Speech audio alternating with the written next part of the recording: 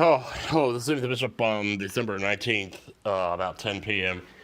I just got home from seeing The Rise of Skywalker, and I was going to talk about it in the car on the way, but that was like a 2-minute drive from the theater, so why not? Anyway, still out of breath here. I gotta say, man, I liked it.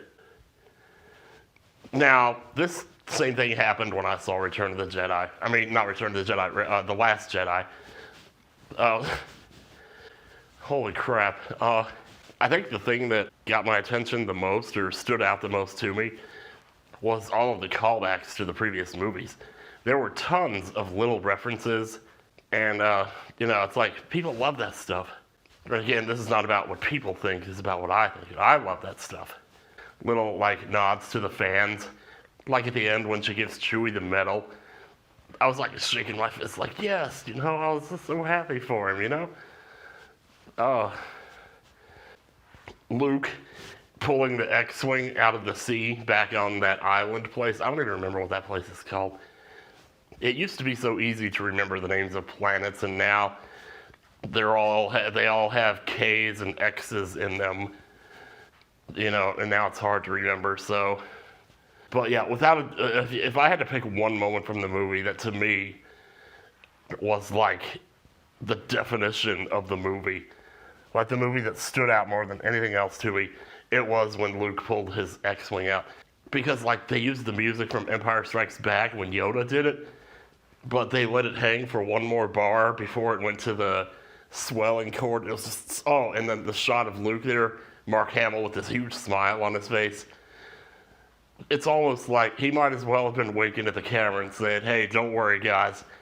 We saved it for you right here. And just that moment, my God, I think that moment actually brought me to tears, legit. The other thing that's so cool about that, though, is, this is the first time that we have seen the real Luke Skywalker in 30 years. Because you don't really see him in The Force Awakens except for, 10 seconds. And then most of what he says in The Last Jedi, most of what he says and does in The Last Jedi is kind of, doesn't really go along with who he was as a character. We all know that, and I agree with it. And, Mark Hamill himself agrees with it. He says, that's not my Luke Skywalker. So you can tell he's definitely enjoying himself playing the real Luke Skywalker in this film. But it's kind of mind-blowing to think, though, that it's now, only just now, are we seeing the real Luke Skywalker for the first time in 30-plus years. 36 years, isn't it? 36 freaking years, man. He looks so fucking good. God damn, I hope I look that good when I'm his age. That was, to me, the biggest moment of the film. I know that sounds so stupid, though, because, you're going gaga over some little moment like that, but still. I was in another world when that happened. I was on another plane of spiritual existence. I sound like an idiot, I know. But there were, tons of little things in there, little nods. The Ewoks, the ship on Jakku. It definitely felt like there were a lot of scenes at the beginning, with Rey training with Leia, that I feel like those scenes needed to be in The Force Awakens. Honestly, it would have helped a lot with smoothing out the Rey's journey in general. Because it's no secret they've kind of been writing her as a bit of a Mary Sue, and I'm totally on board with that. I agree with it.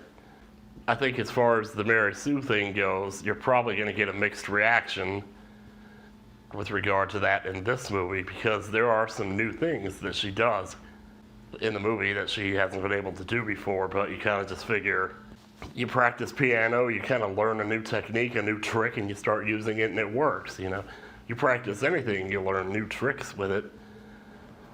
So, with something as broad as the Force, how do you get better with the Force? It's you can either do it or you can't. You can make rocks float, and then you can make big rocks float.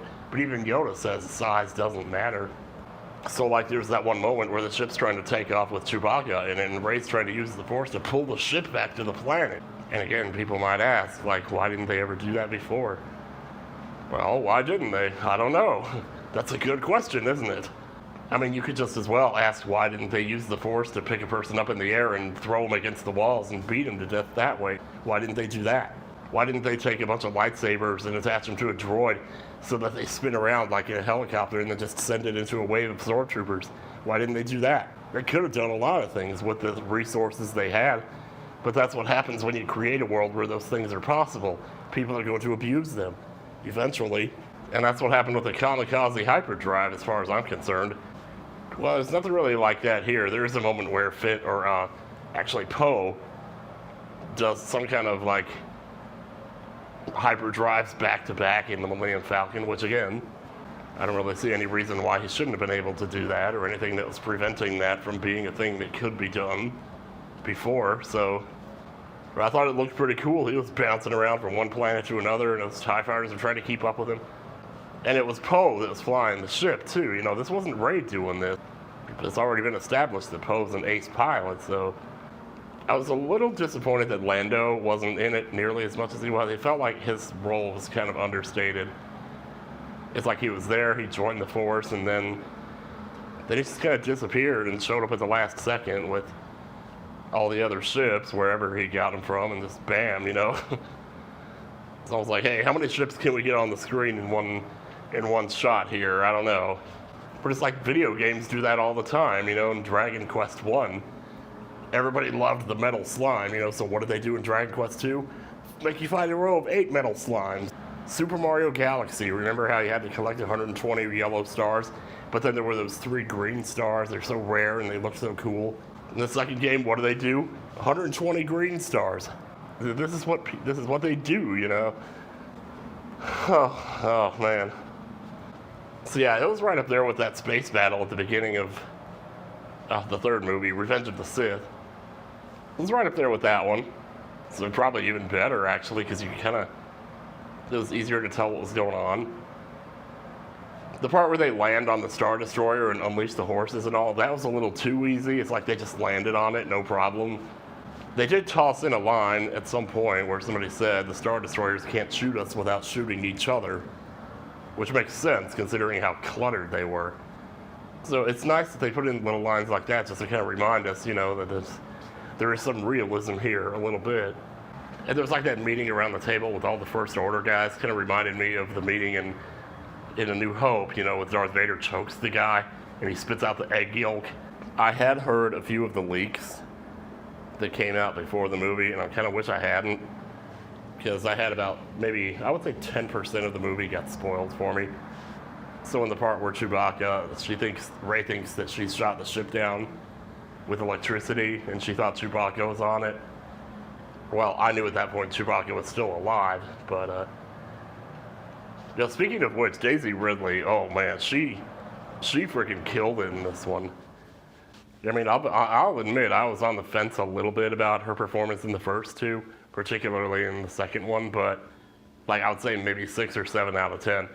But she was clearly on an 8 or 9 level with this one, especially when the subject starts coming up about her family. You can tell it really means a lot to her.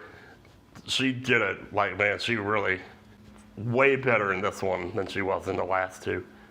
So, you know, she might have had like questions about her family, but it was always kind of like, you know, it is what it is or whatever. She maybe looked confused a little bit or something.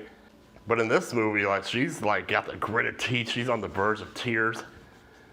You can tell it's really eating away at her in this one. I'm trying to think of all the other callbacks I saw, because there was a bunch. I still can't get over that Luke pulling the X-Wing out and the look on his face, just the look on his face when they showed him there.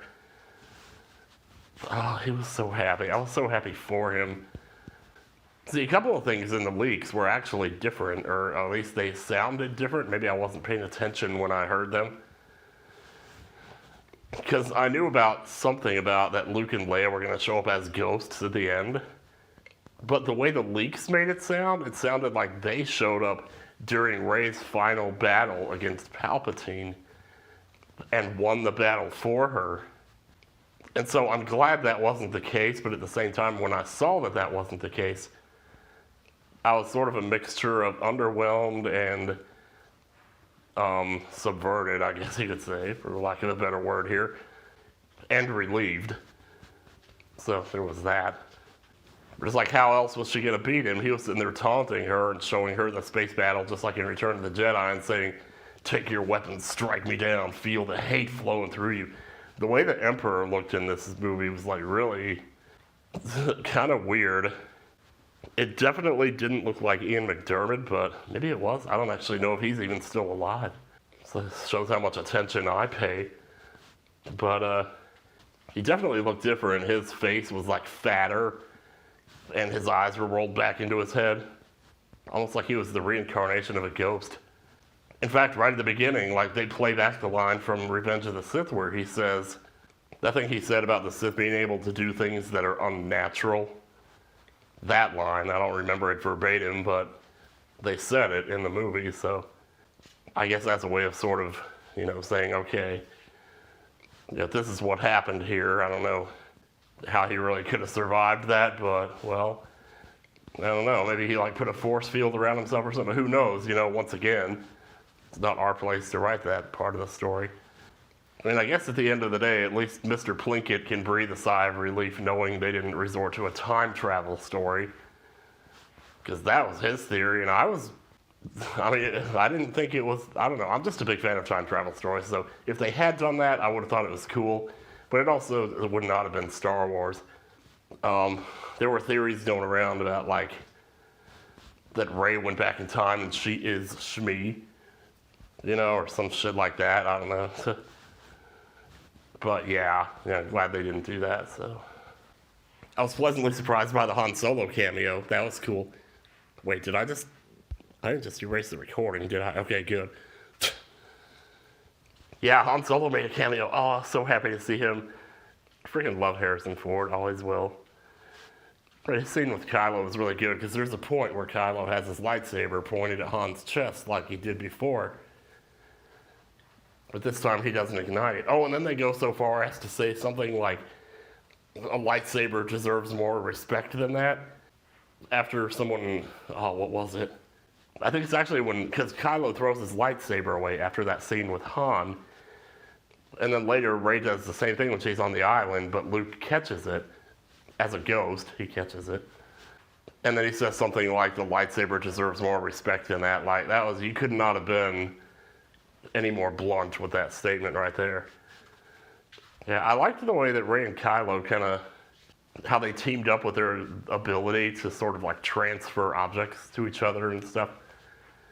It was interesting, because first he does it, he steals a necklace from her that she received from one of the villagers where she was to find out where she is. Those villagers were so cute, oh my gosh. Whatever those were, I don't know, but they were adorable. But then she puts the saber behind her back like she's putting it away and she's really handing it to him. Oh, that was awesome. Getting to see Kylo fight with a blue saber. Oh yeah. C-3PO definitely got to do quite a bit more this time. There was the whole thing with him not being able to... I mean, you might even say that was another callback to Return of the Jedi when he wasn't allowed to translate the Sith script because it was against its programming and all that. It's against my programming to impersonate the deity.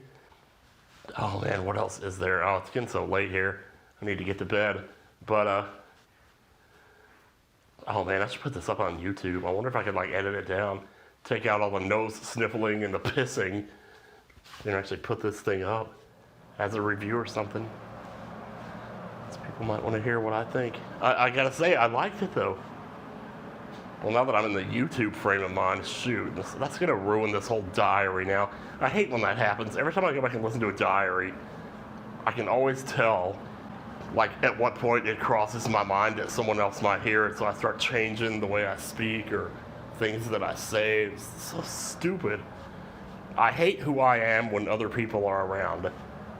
I always have. Because I turn into this happy-go-lucky schmuck, instead of the angry fuck that I want to be, Anyway, beside the point. There were there were no less than probably 10 times in the first half hour of the movie that I remember telling myself, oh, I hope I remember this, later when I talk about it, because I want to remember all of it. I'm going to definitely go see it again. I'm not sure when. I can't do it tomorrow because I stream, so... I was actually surprised at how many scenes with Carrie Fisher there were. They managed to salvage quite a bit and actually use it and work it into the plot. Well, that may be part of the reason why I've heard this thing about that Force Awakens fans like the movie and Last Jedi fans don't. Well, that might be why right there, because this movie definitely seemed like a continuation of The Force Awakens more so than a continuation of The Last Jedi. I mean, it makes references to things that happened in The Last Jedi, a couple of things. Like Kylo says, I killed Snoke. But then it turns out Emperor Palpatine is like, well, I made Snoke. And then he burps, and then, I mean, he might as well burp. The nice thing is that our characters were actually together for most of the film. One of my biggest issues, I think, with 7 and 8 was just that the characters were all spread apart. Everybody was doing their own thing. And in this movie, they're actually, like, working as a team, you know? They're at least in touch with each other. They're not off on individual side missions, like going to some casino or some crap. Rose was barely in it at all, but man, she was looking good when she was in it, I'll tell you that. I won't say any more on that. Man, why? There's so much. How do I even begin? I can't think of everything. It did jump around a lot at the beginning, but it's kind of establishing stuff. But it was nice that it had scenes where it slowed down and characters had time to just sit and talk about things, you know? Like Poe sitting down to talk to Leia about how he doesn't know how to be a leader. And then the stuff about, like, Leia training with a lightsaber. I would have liked to see more of that. There's a whole trilogy that they could do just on the time in between 6 and 7 that I almost wish somebody would do. Just the problem is, what would you call it, you know? You know, it's funny because, like, Rey has the whole thing. Oh, yeah, another thing that I was spoiled on in the movie, the thing that I really wish I hadn't been spoiled on, but oh well, was when they fall into the cave under the quicksand, and then they meet up with that monster at the end of it, and it looks all threatening, and they're about to shoot it, and then Rey goes up to it, and it turns out the monster has a wound. And so she goes up to it and, like, uses Force Heal on it. And, you know, when I heard about that, I was like, oh, God, people are going to get so mad about that. But it's like, that shouldn't be your first thought when you hear about something that's going to happen in the movie is, oh, people are going to get so mad about that. It should be like, oh, hey, that's cool. You know why? Because Force Heal was in Super Empire Strikes Back all the way back in 1993. Don't at me. And I didn't pick it up on Dagobah like I should have, but, like, well, thank God that's there. I mean, if you're going to sit here and say that it's cool for the dark side of the Force to have unnatural abilities, why can't the light side have something unnatural too? I mean, I would hate to think we were maxed out here, you know, that we had grown as much as we were ever going to. It's cool that they're learning new stuff. They're not just going to use what they already have, because we've already seen that. We've already seen that they can move rocks and, you know, change each other's minds or whatever. I mean, they do some of that in this film too, but, you know, like there's one point where where Rey uses Force on some stormtroopers, just like Obi-Wan did. And she says, like, it's okay that we're here, and the stormtrooper's like, oh, it's okay that you're here. And then she says, you're actually relieved that we're here. And the stormtrooper's like, oh, yeah, thank God you're here. And it was funny. Like, a lot of the comedy in this one was actually landed pretty well. And there wasn't a lot of it. Most of it was in the first half, actually. Then it just got downright serious for the last half. Oh, man, I tell you. I don't know what else to say. I can't even think of anything else. I think I might have just burned myself out trying to talk about it. Well, if I want to try to get this video, if I'm going to make this into a video, I don't know. Yeah, Rise of Skywalker. I don't normally do movie reviews on my channel, though. That's the thing. Especially not this audio-only format. Like, what would I even put up as the video? Just the Rise of Skywalker trailer cover or something? Yeah, if somehow you're hearing this as a video tomorrow, well, thanks for listening, I guess. And sorry if I have to assume, like, if you're watching this, you've already seen it, because I'm going to put spoilers in big letters in the title, so. But yeah, so, all right then. All right, I guess that's all. I'm pressing the stop button now.